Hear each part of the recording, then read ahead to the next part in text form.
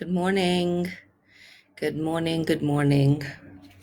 I never know when this thing is started or not, but anyway, here we are on episode 13 of The Great Gathering. How is it all going? I think right now I'm a bit worried when I ask people that question because I'm not quite sure what to expect. I mean, just from a perspective that there's just always so much going on, even though we think that this is a time of quiet and stillness, it feels like there's still a lot going on. So, anyway, welcome all to episode 13 of The Great Gathering. Episode 13 means that this is 13 weeks of bringing you information and knowledge. And for those of you catching me for the first time, my name is Sapna Chandaria. I am an intuitive energy healer and a multidimensional healer, Akashic Records healer. I've basically been a healer all of my life. I have been a student and a teacher and a practitioner of the healing arts for over 20 years now. And I feel like this moment in time is what I contracted to do, what I'm here to do. So welcome and thank you once again for watching. I want to know how you're all doing. Send me some comments. Tell me what's happening right now. I am based in Nairobi in Kenya, and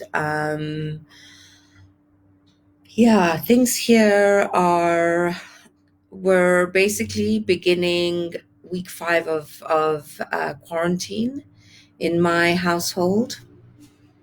We've just been through Easter again as a global population. And this pandemic, I think, is really getting to a lot of us, both from a perspective of fear as well as the uncertainty and the unknown. And something that I was discussing with a friend a couple of days ago is that really what we have to acknowledge right now is that we are going through a collective grief. And what are the stages of this grief? First of all, we are going through the shock. So the first few weeks, we're going through the shock of what this all means. You know, we all heard about it, and then we thought that it was going to not happen to us. And we realized it is happening to us. And so that created shock. So, of course, it's like grieving the death of someone close to you, where the first thing that hits you is the shock. And as you start then coming to terms with it, the next stage becomes the fear of the uncertainty, the fear of the unknown. What is life going to look like? What is life going to look like now that this situation or experience has happened? So that's when the fear and the panic start setting in. And then this understanding that nothing is the same as it was, and how are we going to manage through that? How are we as individuals and as a collective going to get through that? And then we have to eventually get into the acceptance that change is happening and that it is out of our control. So the fear and the panic come from this state of being out of control. And then we have to, start moving into the acceptance of it, which is where we realize that we are not out of control of everything and that we are still in control of certain things. We're still in control of our thoughts, our behavior, We're not in control of what other people do, of what other people think, but we are in control of our own environment. And this is still a big part of our lives, of course, because ultimately this is the only thing that we are really in control of is ourselves, our thoughts, our actions, our feelings, our motivations, our fears. So right now, I just want you to close your eyes and let that all sink in.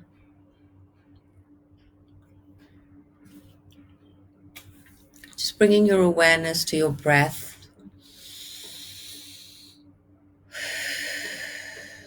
Breathing in through your nose and exhaling through your mouth. Once again, breathing in through your nose.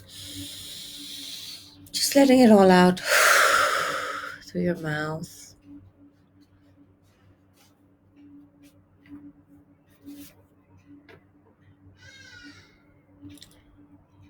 Sweetie, we're on live right now.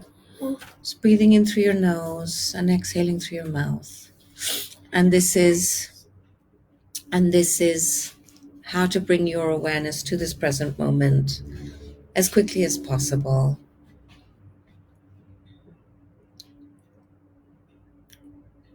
Of course, it's our tendency to want to jump into the future and try and imagine all sorts of scenarios, both from fear and from a place of wanting to fix things before they happen. You know, the fear of what if, what would my world look like if, and the grief that sits in that as well. Sorry.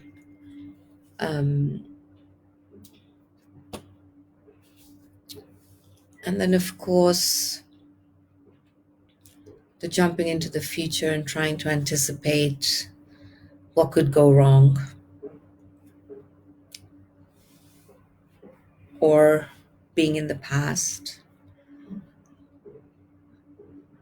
and allowing the past to keep us stuck in that fear. So, really, once again, the promise is in the present moment and what we can do right now, right here, to just be.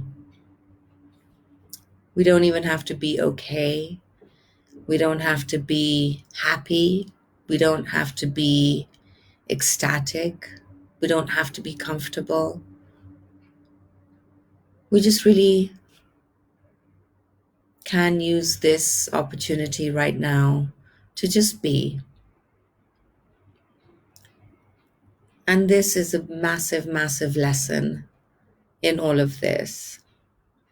Is to just be, to start becoming the observer and the witness of our lives, right? Just observing and witnessing how I'm feeling. How is my spouse feeling? How are my kids feeling? And not trying to change it, not trying to make it into anything, but really just kind of taking stock of our emotions. And this is what I wanted to really mainly bring up today, is about how to take stock of our emotions.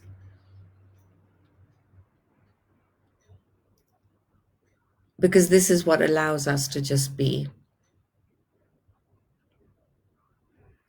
So, how am I feeling today?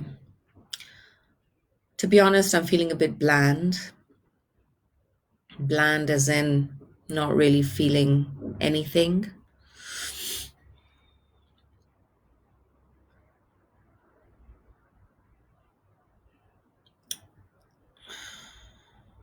Not trying to make sense of anything. not trying to avoid any kind of feelings, but just sitting with what I am and where I am right now. And that's completely okay. So bland.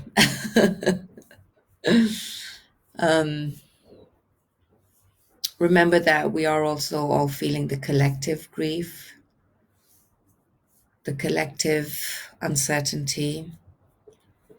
And it's not about blocking yourself away from that, because we are energetic beings and we are all receiving that vibration and giving out that vibration. So today, just think about what you are contributing to the collective. Are you contributing fear and panic? Are you contributing just being? Are you contributing positivity and hope and love?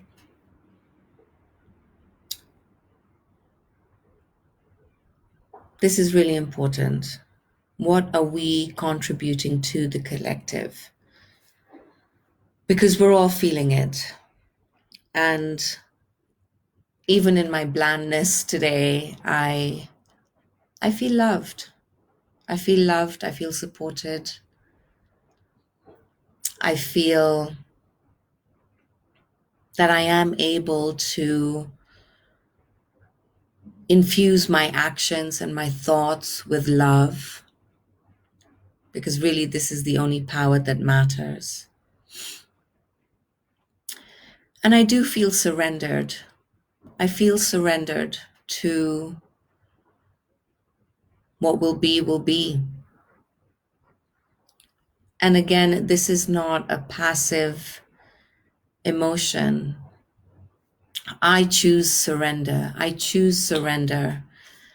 I posted something really interesting by Carolyn Miss yesterday, and she talks about surrender not being passive, but being active, and a realization that surrender is actually an alliance with heaven, knowing that there is such a great power out there that I want to be connected to and that I want to be able to tap into.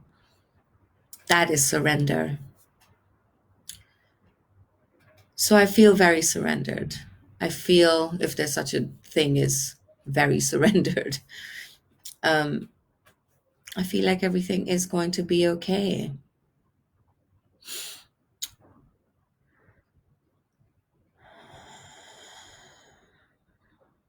There are such amazing people from all over the world doing their best.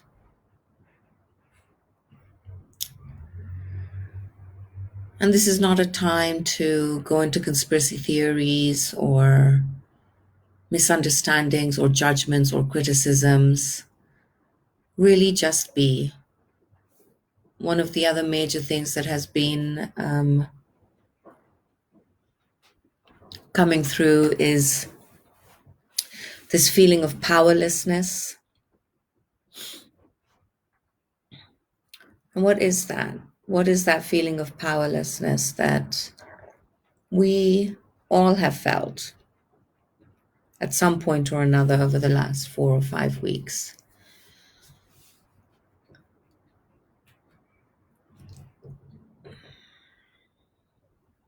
It's a sense of not being in control. Although I don't feel that my power comes from being in control. In fact, my power comes from surrender. My power comes from knowing and trusting that we are loved and supported by the divine, and the divine wants us to succeed, wants us to get through this, whether we believe that or not right now.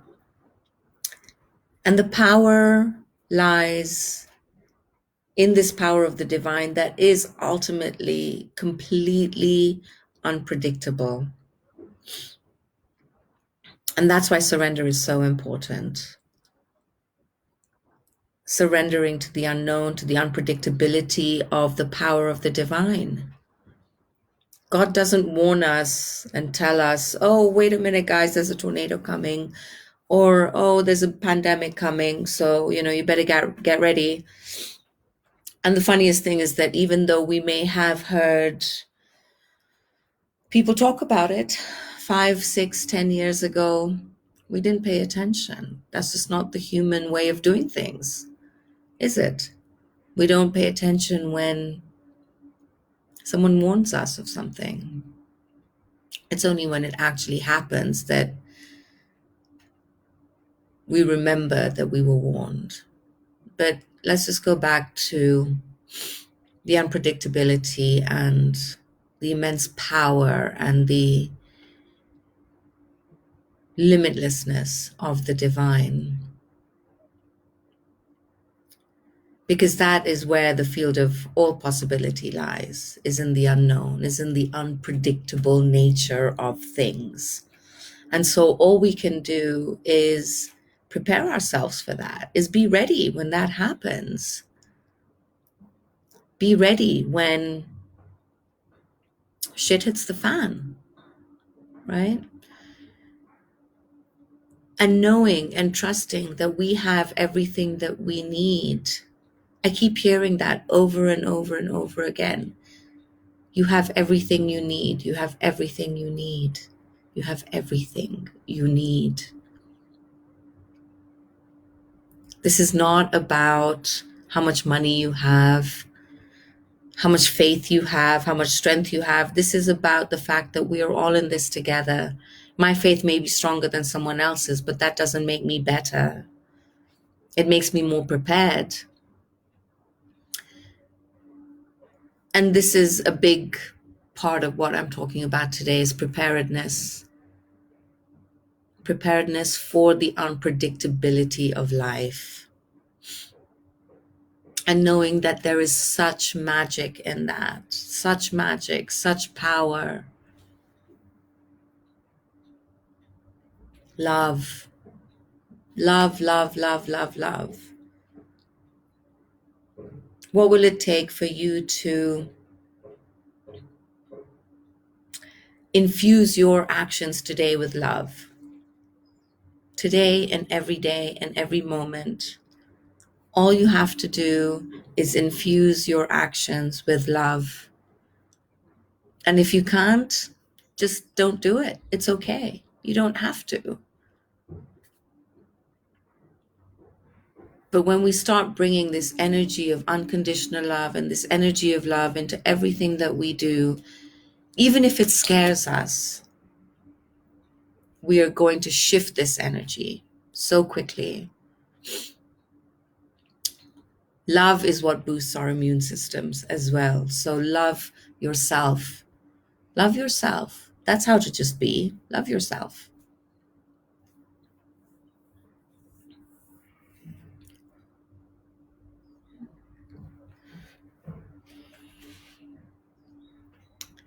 You are much more powerful than you realize. And the only thing you need to worry about right now is loving yourself, loving your families, not getting caught up in this sadness that we can't, see our loved ones because we have technology, we have phones, we have videos, we have so much more today than 20 years ago, 30 years ago. So bring in the gratitude that we may not be able to be able, to be physically in contact with each other. This is also an act of love in itself. We're not putting each other in danger. We're not putting each other at risk.